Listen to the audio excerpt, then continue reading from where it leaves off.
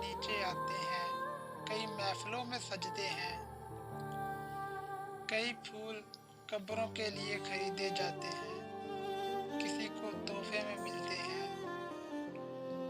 पानी फूलों को एक जैसा लगा होता है अपनी अपनी किस्मत। कई फूल बारिश में लुत्फ अंदोज होते हैं, कई धूप में जलते हैं। हर फूल की खुशबू अलग होती है, हर एक की खासियत अलग होती है।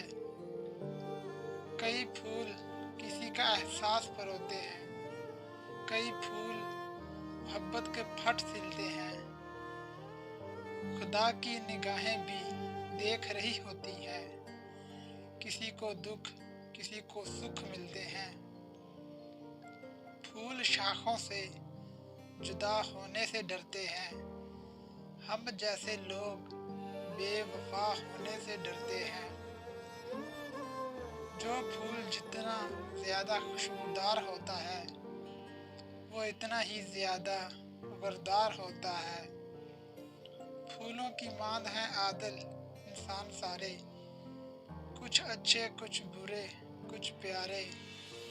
क्यों कोई आदल किसी से खफा होता है, कितनी अच्छी परवरिश होती है फूलों की, उनका भी तो वही खुदा होता है।